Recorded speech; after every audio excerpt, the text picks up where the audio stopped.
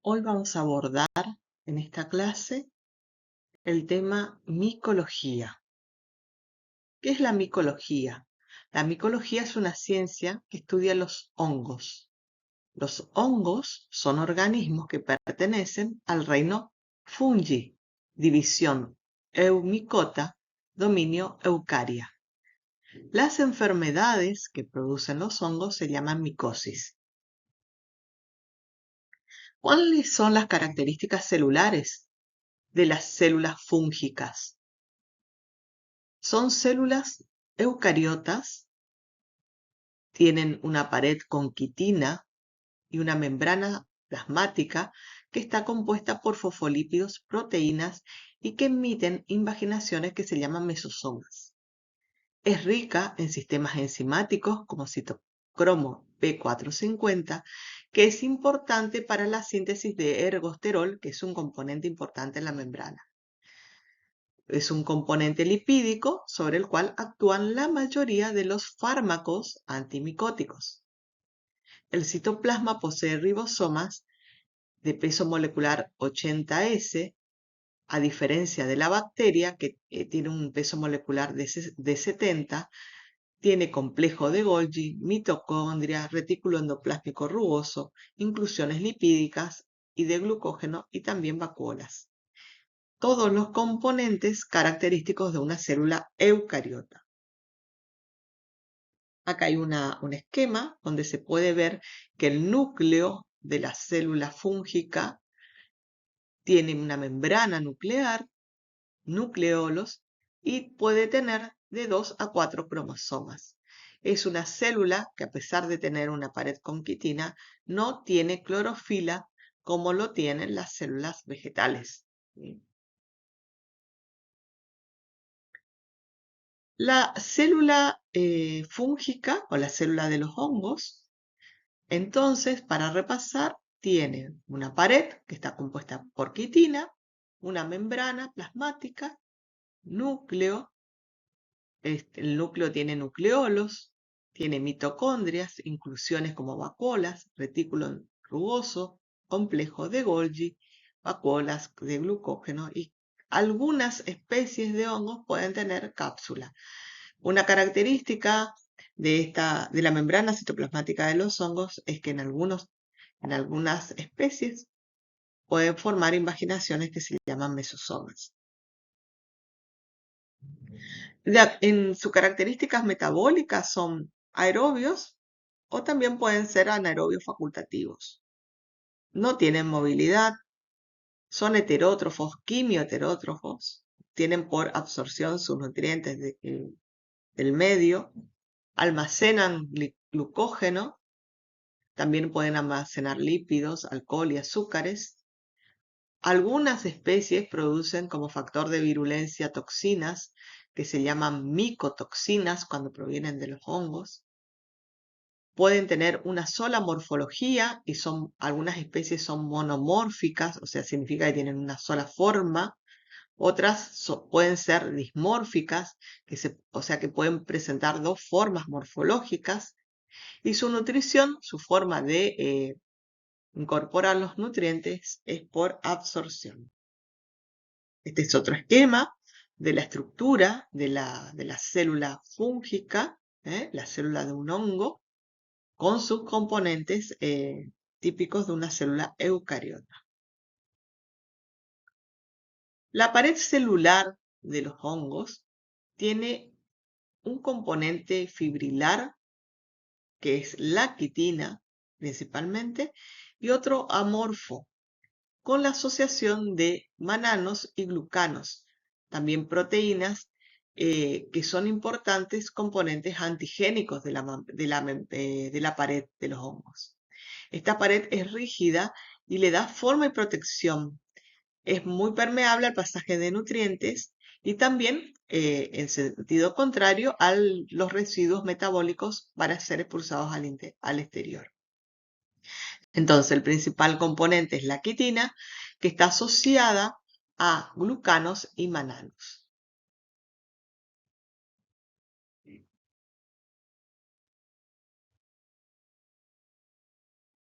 Este es otro esquema que muestra cómo está constituida la pared de los hongos. Tenemos la membrana citoplasmática por debajo, una capa de manoproteínas y glucanos, tenemos beta-glucanos, glucanos asociados a quitina, manoproteínas y también por fuera una capa fibrilar, que tienen algunos hongos que les sirven. Las fibrillas son importantes en los procesos de adhesión. Algunas especies habíamos dicho que podían tener cápsula. Algunas especies presentan eh, cápsula y que tiene variedad, pueden ser variable en su espesor, y está constituida por polisacáridos denominados glucoróxido manano. Es un polisacárido que es constitutivo de las cápsulas de algunas especies de hongos. Esta cápsula, al igual que en las bacterias, la presencia de cápsula le confiere protección frente al sistema inmunológico, de manera que es un componente que le otorga mayor virulencia a la especie que la sintetiza. Los hongos se pueden clasificar de acuerdo a su reproducción en Ascomycota, Basidiomycota, Zygomycota y Critidiomycota. Hay otra especies de hongos que no tienen fase sexual conocida, que se entran en la clasificación en el orden de los deuteromycotas. Esta clasificación se basa en la fase sexual de reproducción de los hongos. ¿Cuál es la nomenclatura cuando hablamos de los hongos? La morfología fúngica tiene una nomenclatura especial, ¿sí? El cuerpo del hongo, que puede ser unicelular o pluricelular, o sea, el hongo puede estar formado por una sola célula o pueden haber hongos que tienen muchas células o son pluricelulares. El cuerpo se llama talo. El talo puede ser pluricelular y si tiene micelios ramificados, se pueden llamar a esos micelios como hifas. El talo pluricelular también se llama micelio. Se puede usar talo o micelio en forma de sinónimo, ¿sí? De las dos formas se hace referencia al cuerpo del hongo. Este micelio, que está formado por hifas, cuando hablamos de hongos pluricelulares, puede ser vegetativo o de fructificación. El micelio vegetativo y de fructificación, esta división de los micelios se hace en función a las funciones que cumplen ambos micelios. El micelio vegetativo cumple funciones de crecimiento y captación de nutrientes principalmente, mientras que el micelio de fructificación da origen y soporta a los elementos de reproducción. Fundamentalmente su función es la perpetuación de la especie, o sea, la reproducción, y generalmente son micelios aéreos.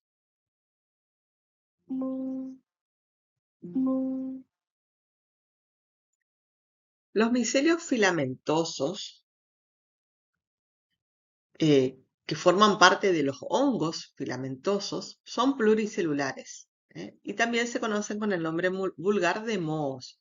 Son bastante característicos y lo vemos sobre muchas superficies, justamente asociado a las condiciones de humedad. Podemos verlo incluso en superficies como las paredes, cuando las paredes tienen humedad evidente, también sobre algunos alimentos, son bastante ubicuos. Los micelios filamentosos pueden ser tabicados o continuos y dan origen a colonias que son de tipo algodonosas o purpurulentas. Purpurulentas también sobre los medios de cultivo. Ese es el aspecto de las colonias. Hoy hacíamos referencia a que estos micelios pueden ser tabicados o continuos y se observan al microscopio de esta forma, ¿sí? Los micelios que son tabicados se pueden ver al microscopio óptico, ¿sí? Que se pueden observar al microscopio óptico con tabiques y cada uno de los tabiques delimita una célula que forma ese micelio, ¿eh? O sea, por eso son pluricelulares. Cada uno de estos tabiques va delimitando una célula que va a formar parte de este micelio. Y hay otros tipos de hongos filamentosos que no presentan tabiques, pero siguen siendo pluricelulares, nada más que no están delimitadas dónde empieza una célula y dónde termina, ¿eh? En cuanto al tipo de función que cumple el micelio, habíamos dicho que los micelios que son vegetativos, que cumplen la función de absorción de nutrientes, están sumergidos en el sustrato, ¿sí? Si es un medio de cultivo, están sumergidos en el medio de cultivo. Si es un alimento donde crece el hongo, están sumergidos dentro del alimento. Si es la tierra, por ejemplo, están en la tierra, están sumergidos en el sustrato porque necesitan estar en ese lugar para poder absorber los nutrientes, mientras que los micelios aéreos, que tienen la función de reproducción, están fuera, son aéreos, están fuera del sustrato y muchas veces soportan lo que se conoce como esporas, que eh, son formaciones que están soportadas por las hifas de reproducción y son formaciones que tienen células de reproducción del hongo, ¿sí? Que eh, tienen la función de perpetuar la especie.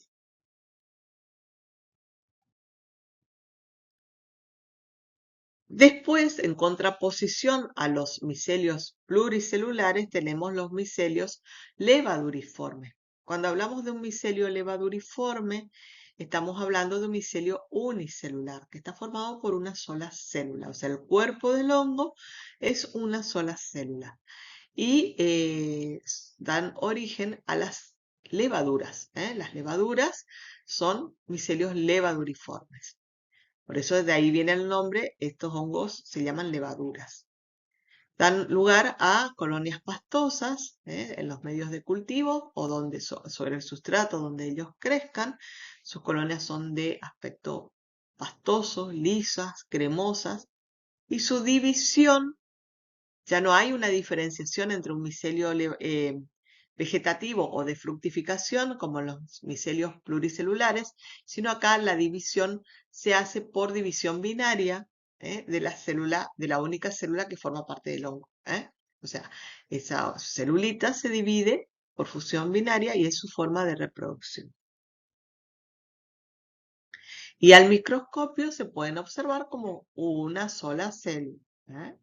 Es una acá se pueden ver las células de una levadura y algunas cómo se están dividiendo, ¿sí? En fisión binaria. Esta es una fotografía de una microscopía electrónica, ¿eh?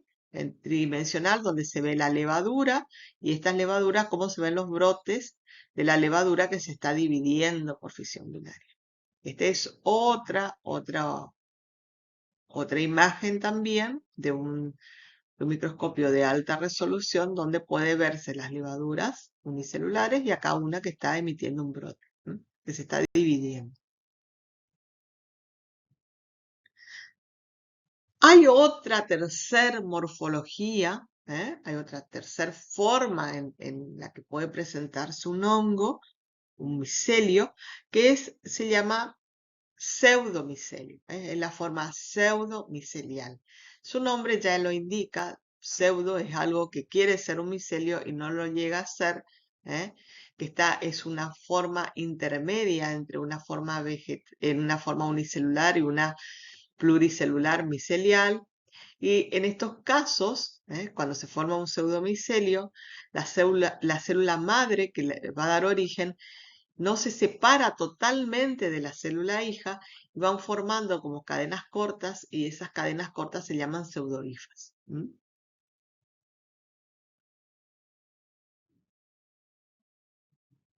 Hay hongos, que hoy dijimos al inicio de la presentación, hay hongos que son monomórficos, o sea que siempre tienen una sola forma, siempre se presentan en una sola forma morfológica, y hay hongos que pueden tener dos formas.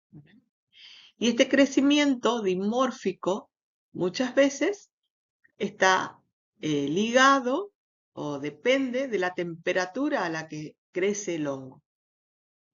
Después vamos a ver que hay otro tipo de hongo que tiene dos formas que no dependen de la temperatura, pero en este caso la mayoría depende de la temperatura de crecimiento. El crecimiento en estos hongos, el crecimiento micelial o pluricelular filamentoso, lo tienen a una temperatura de temperatura ambiente entre los 20 y 25 grados.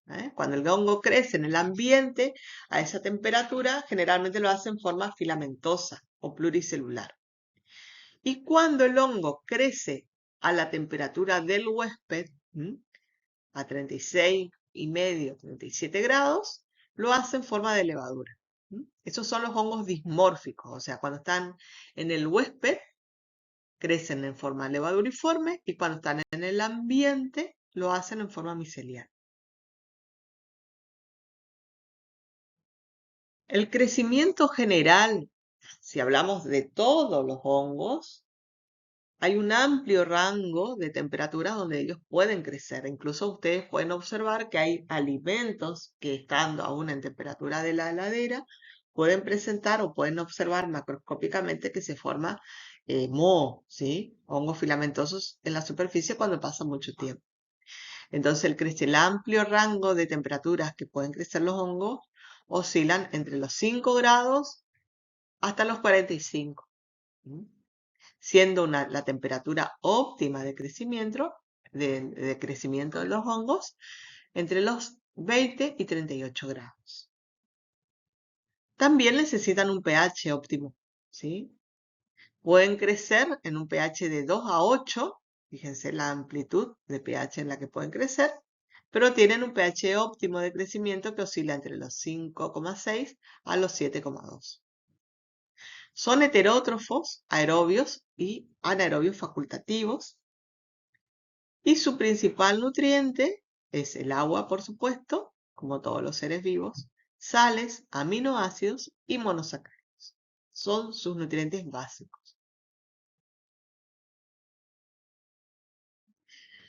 Como todos los organismos que pueden producir enfermedad en el huésped, dijimos que los hongos pueden producir enfermedades que se llaman micosis.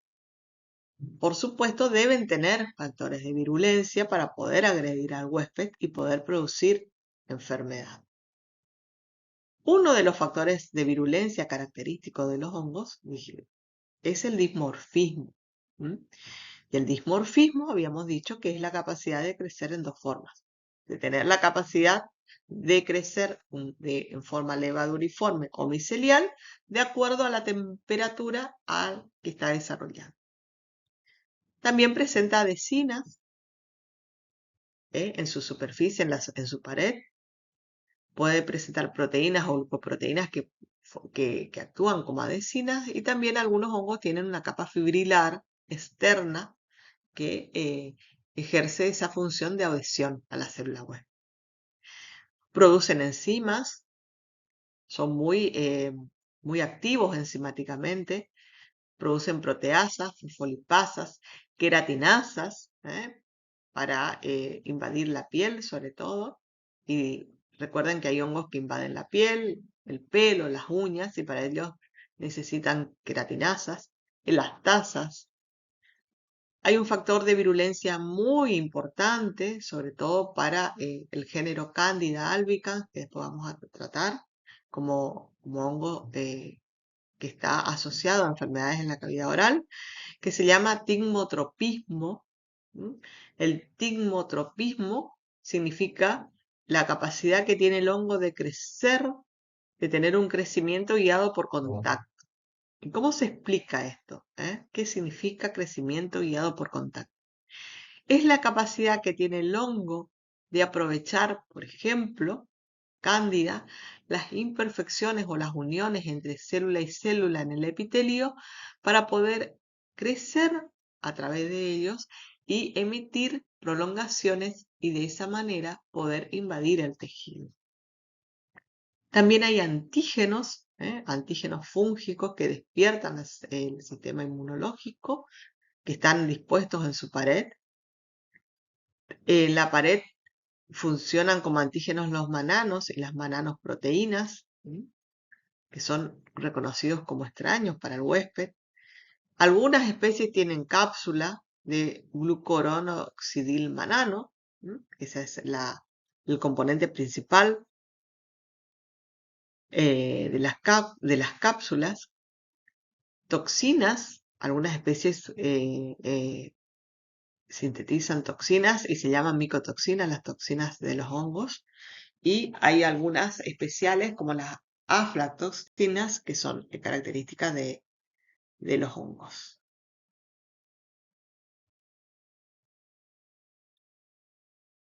Vamos a hablar un poquito de las micosis. Las micosis dijimos que son enfermedades producidas por los hongos. Las micosis también se clasifican para su estudio y hay muchas clasificaciones, pero la más didáctica y la que es más práctica para trabajar es la que considera la micosis en función a si invade o no invade tejidos internos del huésped. Entonces, la podemos clasificar en micosis superficiales y micosis profundas. Las micosis superficiales invaden la capa más superficial de la piel, de la mucosa, faneras como pelos y uñas.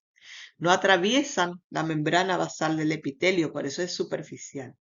Y como ejemplo de estas micosis podemos citar a la candidiasis, que está producida por un hongo que se llama Candida albicans. Hay micosis subcutáneas que afectan el tejido subcutáneo, que se asocian a la dermis y epidermis. Y como ejemplo podemos citar a la esporotricosis, que está producida por un hongo que se llama Sporotrix schenki. Dentro de las micosis profundas, podemos citar a hongos que producen micosis que invaden más allá de la membrana basal del epitelio y pueden afectar órganos, ya no solamente las capas superficiales y tejidos subcutáneos, sino ya órganos. Y también afectar al sistema en general. Y como ejemplo tenemos a la paracoxidoidomicosis, que está producida por un hongo que se llama Paracoccidioides brasiliensis, y la histoplasmosis, que está producida por un hongo que se llama Histoplasma cápsula. Estos dos hongos, productores de micosis profunda, también dan manifestaciones orales, por eso nosotros lo vamos a estudiar.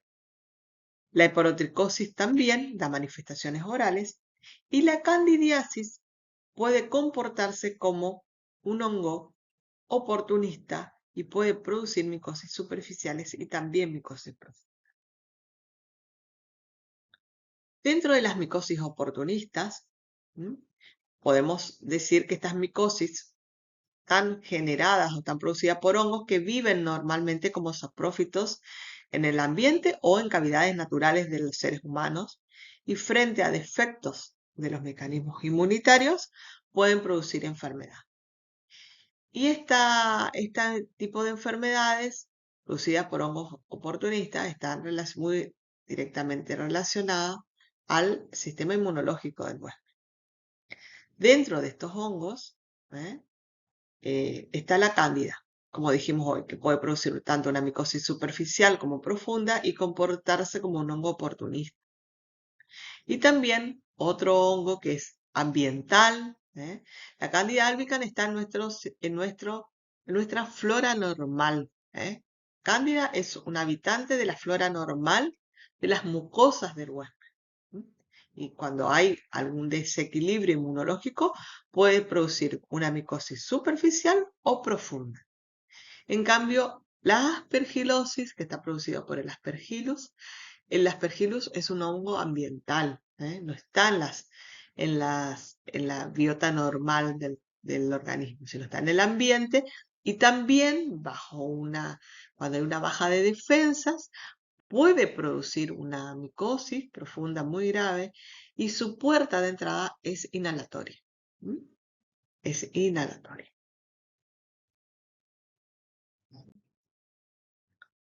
Ahora vamos a abordar cada una de las enfermedades que dijimos hoy que la íbamos a estudiar como micosis profundas y que están asociadas a hongos que producen micosis profundas que presentan manifestaciones en la cavidad oral, el paciente puede presentar manifestaciones de esta micosis, puede acudir al odontólogo y el odontólogo debe estar preparado para poder hacer un diagnóstico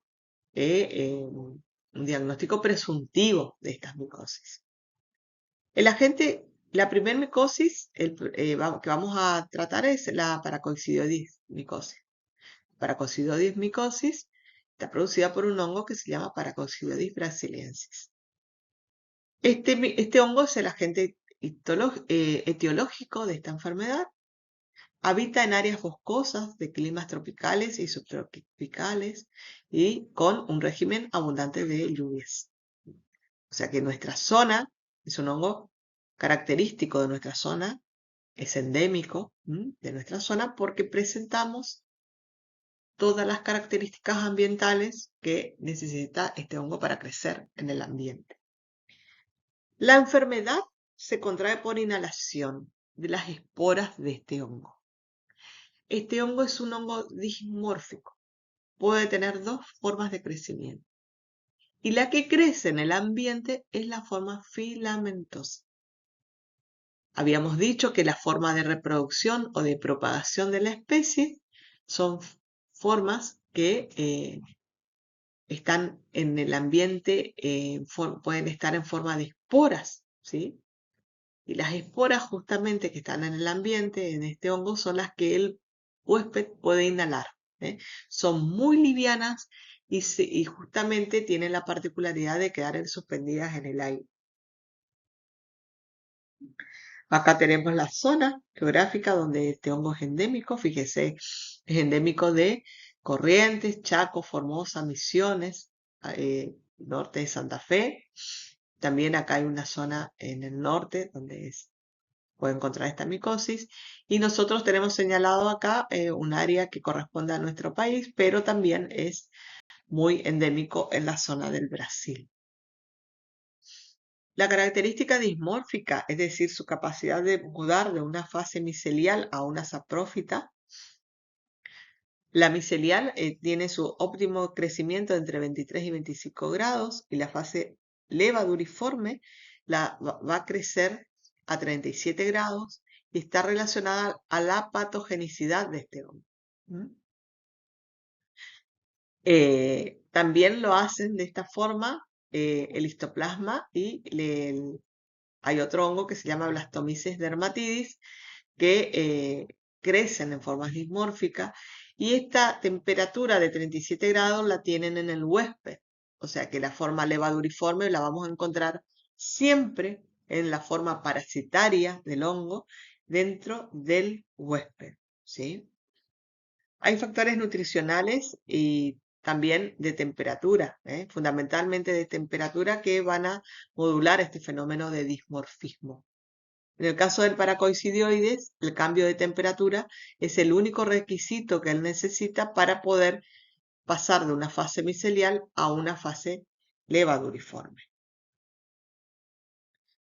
Esto son imágenes de este hongo, de cómo está a una temperatura ambiente y cómo está a una temperatura del huésped, ¿sí? En el huésped se presenta como una levadura multibrotante que da el aspecto de rueda de timón, que es característico de este hongo, y a temperatura ambiente este hongo tiene una forma micelial,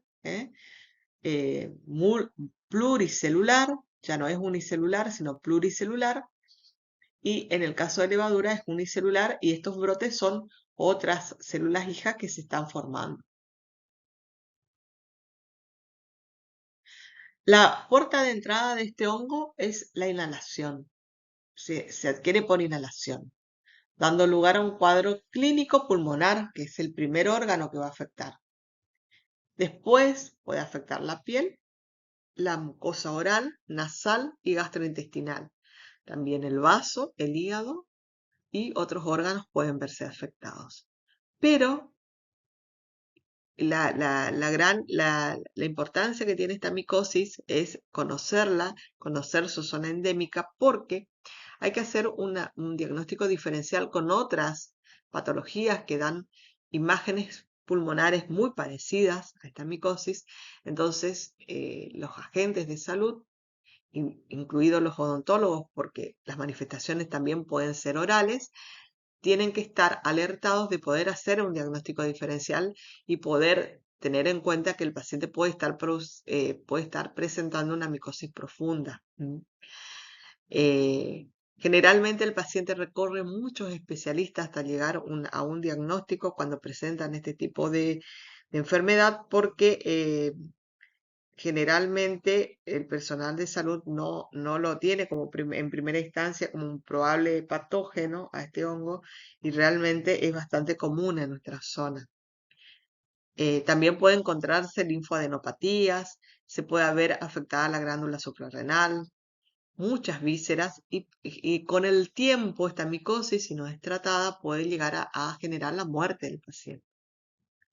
Las úlceras orales, estas manifestaciones orales, son muy dolorosas, por lo cual el paciente acude a un profesional generalmente, o acude al odontólogo, o del médico puede ser derivado al odontólogo, y acude para ser evaluado clínicamente.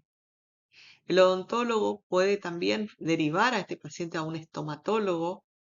El estomatólogo es el profesional odontólogo que es especialista en patologías de los tejidos blandos, de la cavidad oral. Y generalmente es un diagnóstico al que se llega, es un diagnóstico que hay que hacerlo, como les dije hoy, diferencial con otras patologías, pero que se llega con un conjunto, con un equipo multidisciplinario donde interviene el médico, el odontólogo y también el bioquímico. Eh, pero siempre el diagnóstico precoz es el mejor panorama para el paciente, porque cuanto más tempranamente se instaura un tratamiento, el paciente tiene más posibilidad de curarse y salvarse de las complicaciones de esta enfermedad, que llega con el tiempo a ser una enfermedad muy grave, porque afecta múltiples órganos. Es una enfermedad que es multisistémica. Bueno, acá se ve cómo las úlceras se pueden presentar en la cavidad oral, son muy dolorosas, y en realidad el diagnóstico diferencial, si bien es cierto hay que hacerlo, teniendo en cuenta eh, el lugar de procedencia del paciente, estamos en una zona endémica, o sea, hay que tenerlo siempre en mente. Y también hay estudios microbiológicos de laboratorio que pueden solicitarse para hacer el diagnóstico diferencial con otras patologías. Acá hay otras imágenes de las manifestaciones, también cómo se pueden presentar en la cavidad oral, y también imágenes de cómo puede afectar incluso las piezas dentarias cuando estas lesiones afectan el tejido de soporte del diente, ¿sí? Pueden llegar a producir la pérdida de la pieza dentaria.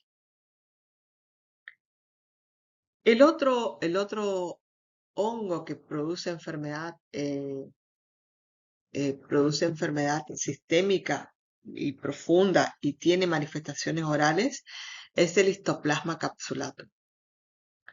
El histoplasma es de distribución universal, ya no tiene una zona endémica geográficamente como el paracocidioide, sino es de distribución mundial.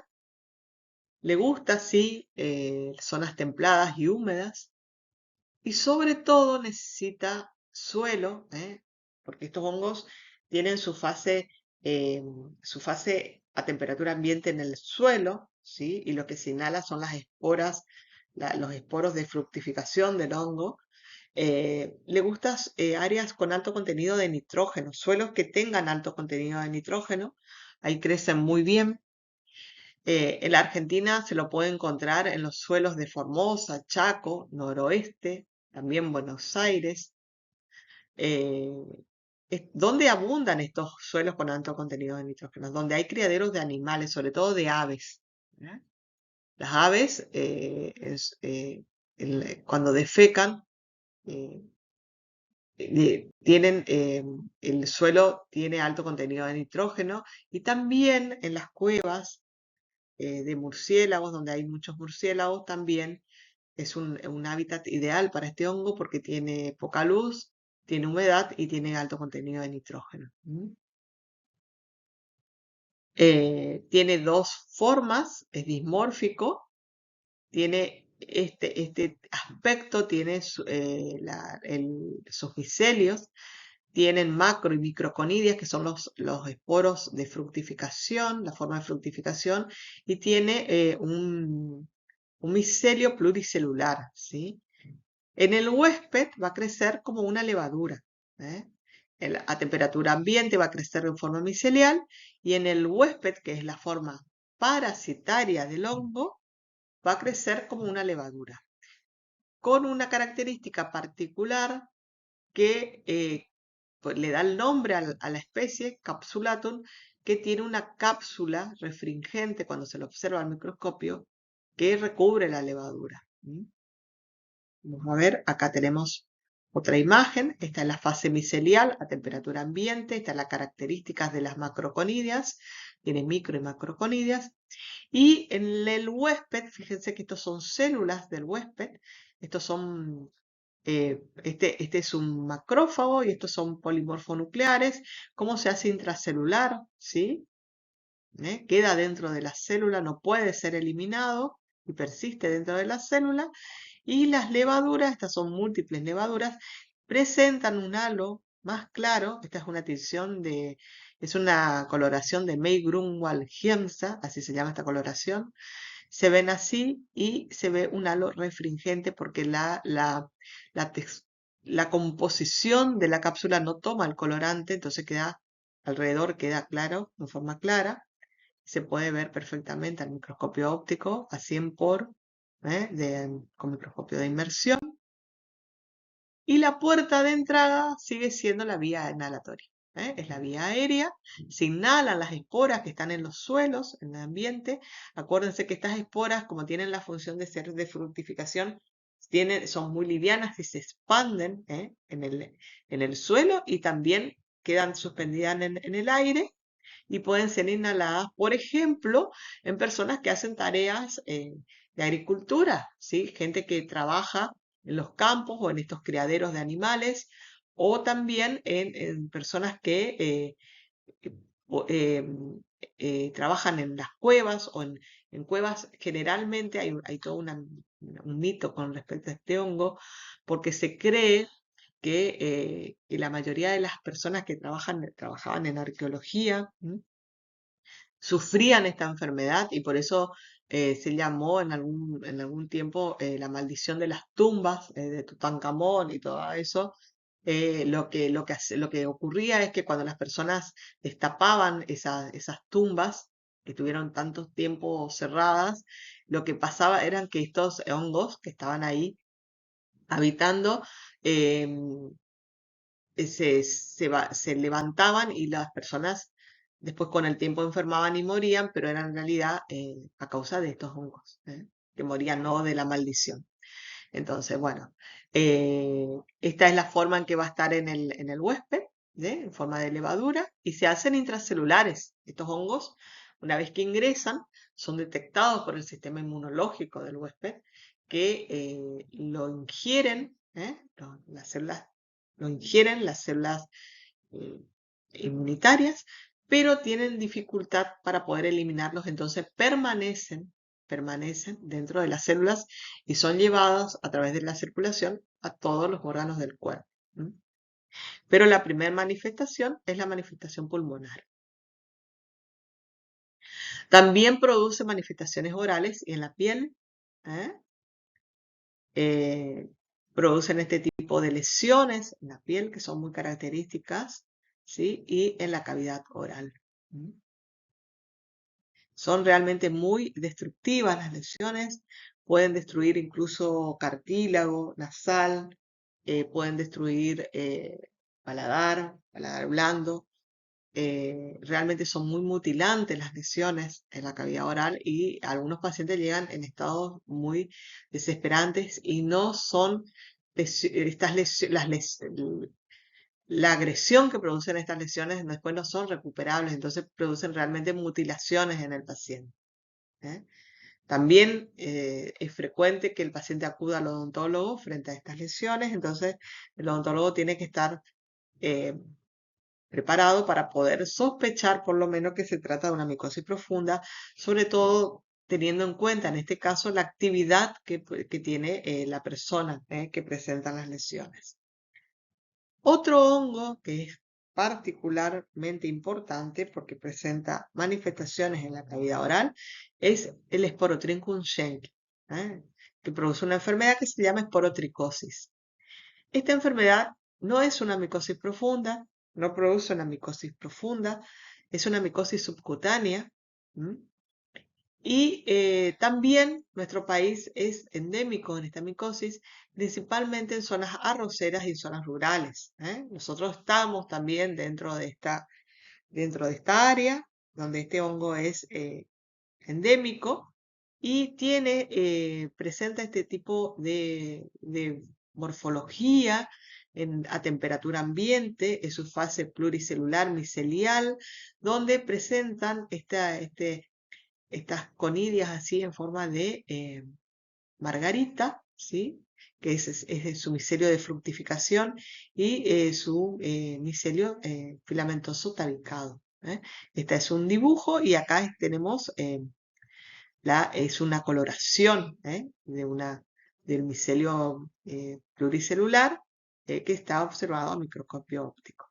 En cambio, en el huésped produce un tipo de levadura, está en la forma unicelular, la forma parasitaria unicelular, que tiene particularmente la forma navicular. La levadura tiene una forma navicular, esta formita, y se la ve también en forma intracelular. Esta es una coloración donde todas estas formaciones, así tipo navicular, tipo de arroz, son las levaduras del Sporotrichum schenckii. La puerta de entrada de este hongo, estas son las lesiones que se pueden observar. Esta micosis da manifestaciones en la piel y también en la cavidad oral. La diferencia es que la puerta de entrada de este hongo no es inhalatoria, sino es atravesando la barrera epitelial, es a través de una herida. Y generalmente las personas que sufren de esta micosis son personas que hacen trabajo de jardinería o trabajan con plantas, porque este hongo, particularmente las esporas de este hongo, están en las ramas o en las espinas de las plantas, y cuando la persona eh, sufre alguna escoriación o alguna herida, ahí ingresa, o sea, atravesando la puerta epitelial. Y es muy común ver este tipo de lesiones en las extremidades, en las manos, en los brazos y en las piernas. La particularidad que se puede observar es que sigue como un trayecto porque la vía de diseminación del hongo es a través de la vía linfática, o sea, donde se produce la herida, después se va diseminando por vía linfática y van apareciendo estas lesiones en la piel, se puede observar. Eh, este hongo es también un hongo que produce manifestaciones en la cavidad oral. Ahora vamos a hablar de otra micosis importante, muy importante, muy activa en la cavidad oral, que es la candidiasis. La candidiasis es una enfermedad que está producida por un hongo que se llama cándida, con muchas especies. La más común, la más involucrada en enfermedades en el hombre es la cándida albicans, pero hay otras especies que también producen enfermedad en candidiasis en el ser humano. Es una micosis, la candidiasis es una micosis, si la tendríamos que definir, es oportunista y puede ser superficial o profunda. El agente etiológico, como dijimos, es la Candida albicans, la más común, pero hay especies como la tropicalis, crusei, glabrata y parapsilosis, que es la que más se pueden aislar del ser humano, de micosis en el ser humano. Hay factores predisponentes para esta micosis, que dijimos que la cándida es oportunista, es un habitante de la flora normal, del huésped, o sea que debe haber alguna interrupción o algún desequilibrio para que este hongo, que puede estar como saprófito, pase a ser patógeno. Hay una alteración en la relación huésped-hongo, el estado de los mecanismos del huésped defensivos, digamos, de la inmunidad del huésped es crucial. Y también hay factores de virulencia. Este hongo, aparte de ser oportunista, tiene factores de virulencia como para poder producir una enfermedad. Y también va a depender de la dosis o el tamaño del inóculo. Esto también es fundamental porque en cualquier enfermedad infecciosa, el tamaño del inóculo muchas veces es el que define qué vía va a tomar la infección, si va a pasar si va a quedar en una infección o va a pasar a ser una enfermedad infecciosa. ¿Cuáles son los factores predisponentes? Sí, vamos a referirnos a la cavidad oral como lugar donde este hongo puede producir una enfermedad y a partir de la cual puede pasar a producir una micosis profunda. Hay factores predisponentes generales y locales. Los generales son tratamiento de antibiótico prolongado, por ejemplo, porque los tratamientos de antibiótico prolongado generalmente barren la flora normal eh, buena, digamos, que es parte de la inmunidad innata en la flora normal, los microorganismos que están en equilibrio con el huésped cumplen una función muy importante y cuando se administran antibióticos en forma prolongada, no solamente se elimina el microorganismo patógeno, sino también la flora normal.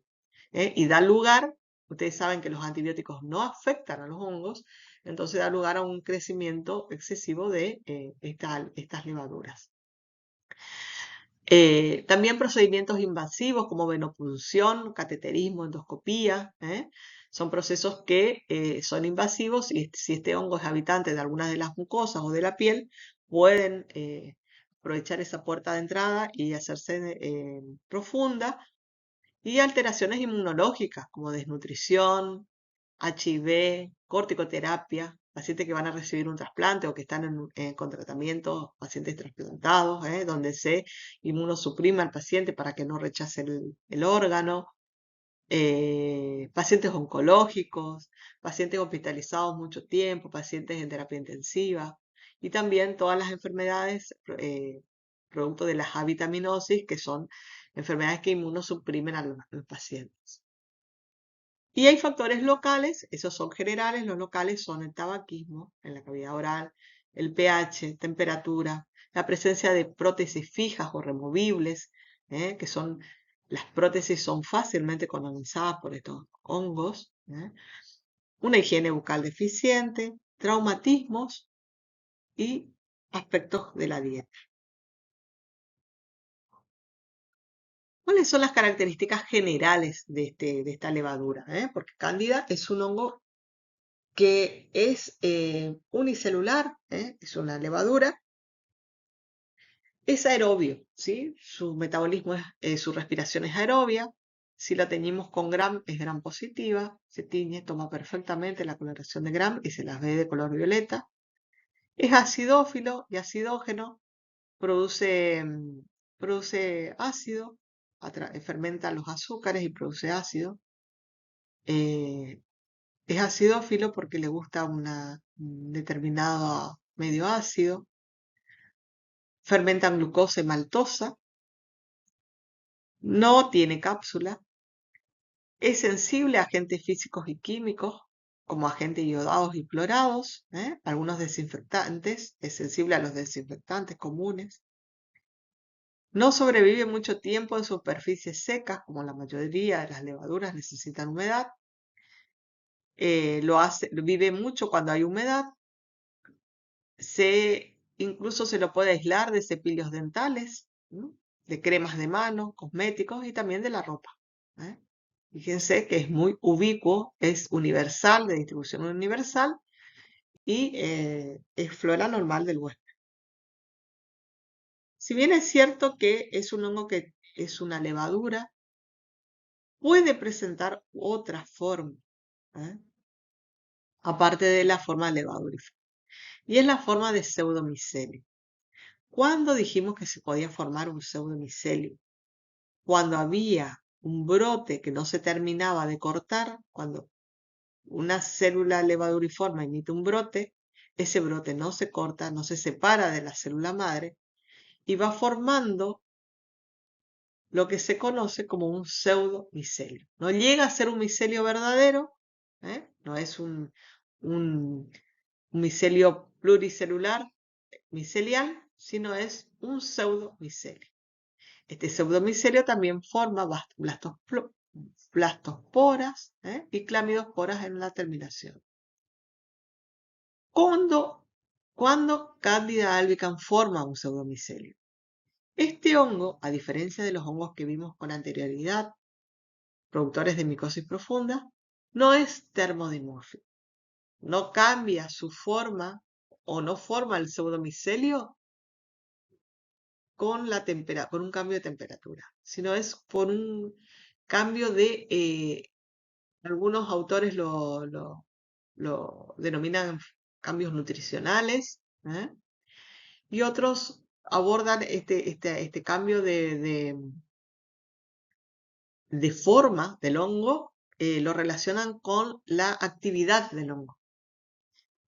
Para resumir esto y tener una idea de cuándo el hongo cambia de forma, hay que tener en cuenta que este hongo, cuando está en forma de levadura, está asociado a una forma saprofítica, ¿sí? El hongo, cuando se lo observa en forma de levadura en el huésped, quiere decir que el hongo no está activo, sino está en equilibrio con el huésped y está en su forma saprófita. Cuando se observa esta forma, se asocia a una patogenicidad del hongo, se asocia a que el hongo está produciendo enfermedad o está invadiendo tejido, porque es la forma en que el hongo utiliza para poder invadir tejido.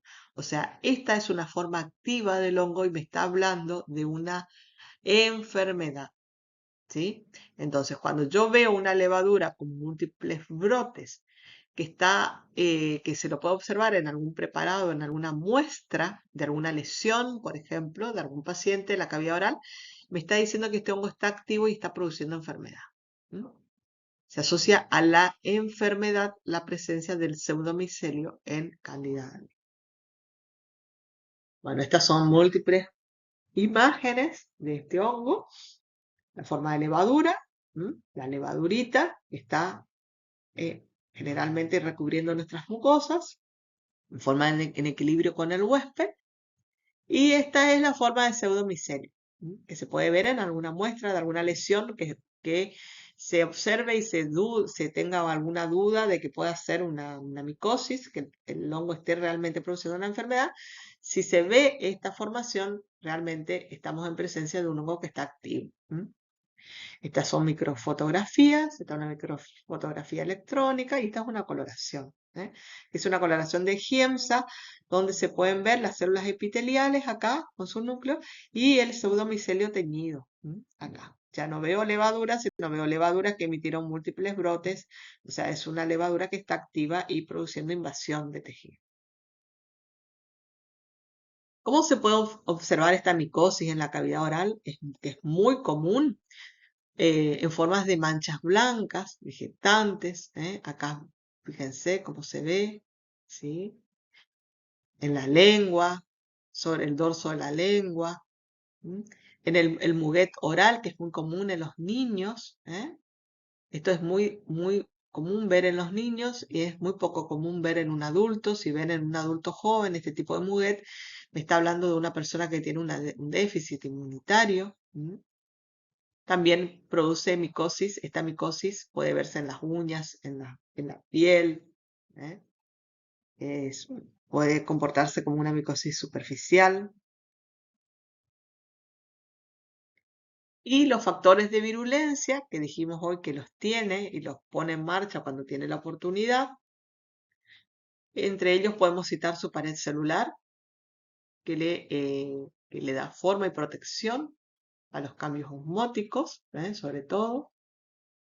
Tienen mananoproteínas, glucán, betaglucán, masquitina, y una capa fibrilar que le ayuda a la adhesión a las células que va a infectar, al tejido que va a infectar. Las estructuras fibrilares participan en la adhesión del hongo a las células del hospedador. Y por debajo tenemos la membrana citoplasmática. Presenta dimorfismo, hoy habíamos dicho que tiene una forma de levadura y una forma de pseudomicelio. Cuando colonizan, están como levaduras. Cuando invaden los tejidos, se observan levaduras y filamentos que facilitan la adhesión a las células del hospedador y la penetración tisular y dificulta la fagocitosis. Esta es la forma pseudomicelial. El tigmotropismo está muy asociado a esta forma pseudomicelial, porque Candida albicans puede orientar su crecimiento en forma de pseudomicelio, guiándose por las discontinuidades entre las células y penetrar los tejidos. También tiene adhesinas para diversas proteínas, para el fibrinógeno, laminina y colágeno. Se adhiere a células del hospedero como a otros, también puede adherirse a otros microorganismos, incluso a materiales inertes como prótesis y catéteres. Tiene mucha afinidad por prótesis y catéteres, por eso los pacientes que presentan prótesis fijas o removibles, que es un factor local de predisposición a esta micosis. Y acá dice que se puede adherir a otros microorganismos porque también puede encontrarse formando parte de las biopelículas. Candida también puede formar parte de las biopelículas bacterianas.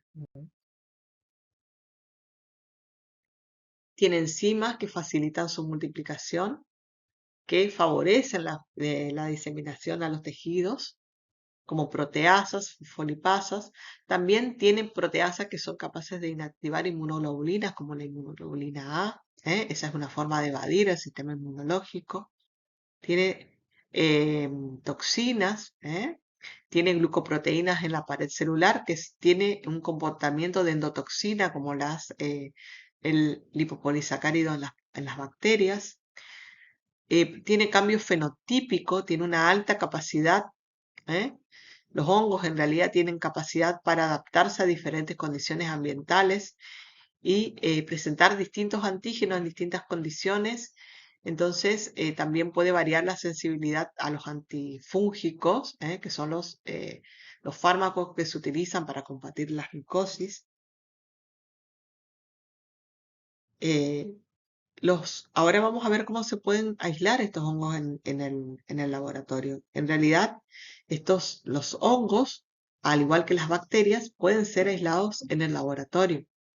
Se puede cultivar estos hongos en el laboratorio de manera de poder hacer un diagnóstico diferencial con otras patologías cuando se obtiene una muestra de alguna lesión. Los hongos crecen muy bien en el laboratorio, necesitan oxígeno y temperatura para poder crecer. Los medios generalmente los más comunes son agar-miel. Hay un medio comercial que se llama medio de Saburó, que es muy común para aislar los hongos. Agar arroz, agar leche con Twin 80 y hay un medio comercial que es muy utilizado también que se llama Chrome Agar y se utiliza mucho para el aislamiento de cándida porque el medio cambia de color según la especie de cándida que crezcan. Entonces, de acuerdo al color al que vire el medio, yo puedo saber qué especie de cándida es la que está creciendo.